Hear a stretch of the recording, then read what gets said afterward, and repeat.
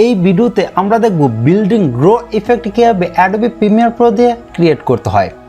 এই ইফেক্টটি আপনি যে কোনো বিল্ডিং বা টাওয়ারের ভিডিওতে অ্যাপ্লাই করতে পারেন, এতে ভিডিওটার ইন্টারেস্টিংটা আরও অনেক বেশি বেড়ে যাবে। তবে আপনারা একটা জিনিস অবশ্যই মনে রাখবেন, আপনি যখন কোনো ভিডিওতে এই ইফেক্টটি অ্যাপ্লাই করতে যাচ্ছেন, মানে এই গ্রো ইফেক্টটি অ্যাপ্লাই করবেন, সেই সময় ওই ভিডিওটা শ্যুট করার সময় অবশ্যই আপনার ক্যামেরাটা ট্রাইপডে রেখে তারপর শ্যুট করবেন, যাতে করে আপনার ওই ভিডিওতে কোনো রকম শেক, কোনো রকম মুভিং না করে। এতে কিন্তু আপনার ভিডিও এডিটিং করতে অনেক বেশি সুবিধা হবে আর ওই ভিডিওটা দেখতে অনেক বেশি ভালো লাগবে। তো চলুন আমরা সরাসরি অ্যাডোবি প্রিমিয়ার প্রোতে চলে যাই। এখানে দেখতে পাচ্ছেন যে আইফেল টাওয়ারের একটি ভিডিও রয়েছে। এই টাওয়ারটিতে আমরা গ্রো ইফেক্ট অ্যাড করব। তার জন্য আমরা ভিডিওর যে কোনো একটি অংশ থেকে যে কোনো একটি ফ্রেম ক্যাপচার করব। ক্যাপচার করার জন্য জাস্ট এখান থেকে ক্যামেরা আইকনে ক্লিক করি, তারপর এখান থেকে ফরম্যাটটা চেঞ্জ করে অবশ্যই পিএনজি দিয়ে দিবেন। তারপর নিচে থেকে ইম্পোর্ট ইনটু প্রজেক্ট এটা টিকমার্ক দিয়ে দিবেন, তারপর নিচে থেকে ওকেতে ক্লিক করি। এখন দেখতে পাচ্ছেন যে এখানে একটি ফ্রেম ক্যাপচার হয়ে গেছে। ঠিক সেম প্রসেসে আমরা আরো 3টা ফ্রেম ক্যাপচার করব। এখানে দেখতে পাচ্ছেন যে টোটাল 4টা ফ্রেম ক্যাপচার করেছি। আমরা এক এক করে ফ্রেমগুলোকে নিচে নিয়ে আসি। এখান থেকে প্রথম 3টা লেয়ার আমি এখান থেকে হাইড করে দিব।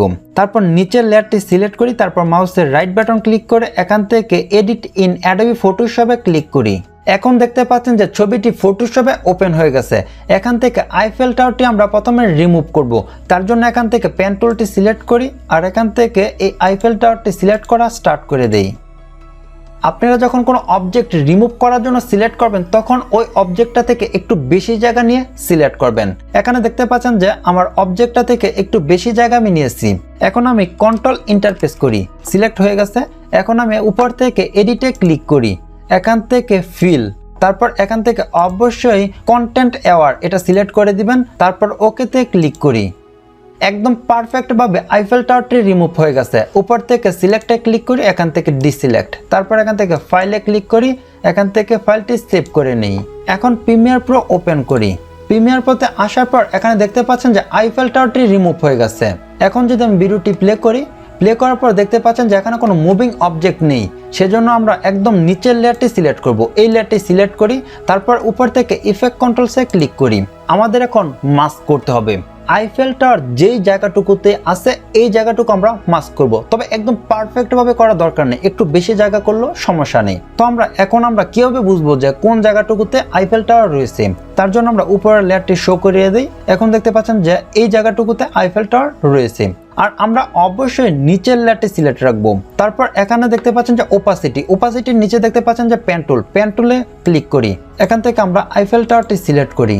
আইফেল টাওয়ারটি মাস্ক করা কমপ্লিট হয়ে গেছে। আমি যদি এখন এই লেয়ারটি হাইড করে ফেলি, তারপর আমি যদি এখন ভিডিওটি প্লে করি, দেখতে পাচ্ছেন যে এখানে গাড়ি ঘোড়া চলছে।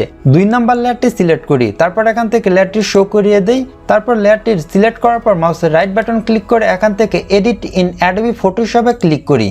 ফটোশপে দেখতে পাচ্ছেন যে এই লেয়ারটি ইম্পোর্ট হয়ে গেছে, মানে এই ছবিটি ইম্পোর্ট হয়ে গেছে।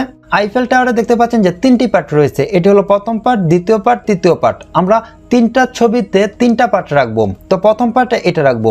তার জন্য আমরা ছবিটাকে প্রথমে জুম করি আর একদম পারফেক্ট ভাবে এই আইফেল টাওয়ারটাকে, মানে নিচের অংশটাকে সিলেক্ট করি। নিচের অংশটুকু সিলেক্ট করার পর জুম আউট করি। জুম আউট করার পর কন্ট্রোল ইন্টারফেস করি। এখন দেখতে পাচ্ছেন যে একদম পারফেক্ট ভাবে সিলেক্ট হয়ে গেছে। উপর থেকে সিলেক্টে ক্লিক করি, এখান থেকে ইনভার্সে ক্লিক করি। আমরা এখন ডিলেটে ক্লিক করি। এখন দেখতে পাচ্ছেন জাস্ট এই অংশটুকু রয়েছে। উপর থেকে সিলেক্টে ক্লিক করে এখান থেকে ডিসিলেক্ট করি। তারপর এখান থেকে ফাইলে ক্লিক করে ফাইলটি সেভ করে নেই। প্রিমিয়ার প্রো ওপেন করি। 3 নাম্বার লেয়ারটি সিলেক্ট করি, এখান থেকে এটা শো করে দিই। তারপর আবার ঠিক সেম প্রসেসে ফটোশপে এটা ইম্পোর্ট করি।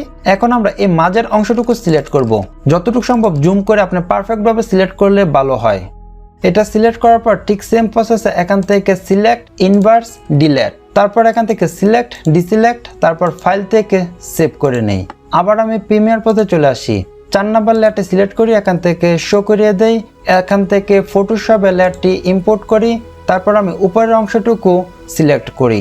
সিলেক্টে ক্লিক করি, ইনভার্স, তারপর আবার ডিলেটে ক্লিক করি, সিলেক্ট, ডিসিলেক্ট, আবার এখান থেকে ফাইলটা সেভ করে নেই। প্রিমিয়ার প্রো ওপেন করি।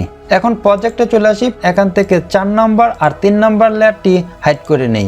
2 নাম্বার লেয়ারটা 1 সেকেন্ড দূরে নিয়ে আসি। তারপর আমি উপর থেকে ইফেক্টসে ক্লিক করি। এখানে আমি টাইপ করব ট্রান্সফর্ম।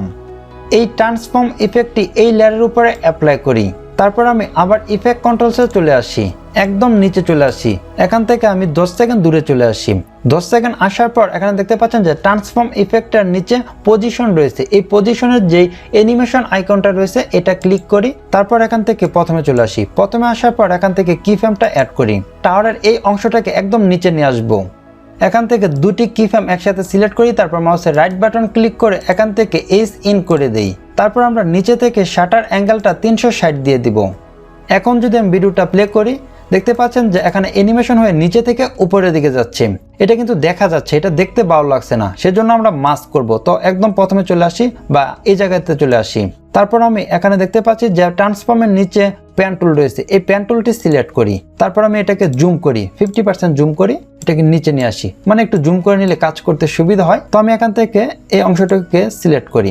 এখানে তেমন কোনো পারফেক্ট ভাবে সিলেক্ট করার দরকার নেই, জাস্ট কোনো রকম সিলেক্ট করলেই হয় আর কি। এই অংশটুকু সিলেক্ট করার পর এখান থেকে যে ফেদারটা রয়েছে এখানে আমি দিয়ে দিব 5%। এখন আমি ঠিক সেম প্রসেসে উপরের লেয়ারটি সিলেক্ট করি, এখান থেকে এটা শো করে দেই। এখান থেকে আমি 2 সেকেন্ড দূরে চলে আসি, এটাকে এখানে নিয়ে আসি। এখন আমি ইফেক্টসে চলে আসি। এখান থেকে ট্রান্সফর্ম ইফেক্টটি এই লেয়ারের উপরে অ্যাপ্লাই করি। এখান থেকে 10 সেকেন্ড দূরে চলে আসি।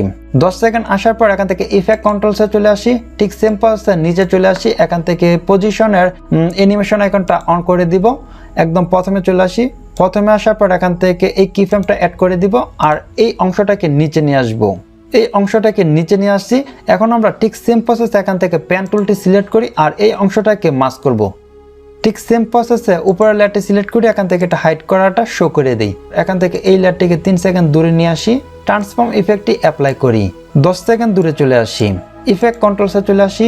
পজিশনটার যে অ্যানিমেশন আইকন আছে এটা অন করে দেই। প্রথমে চলে আসি।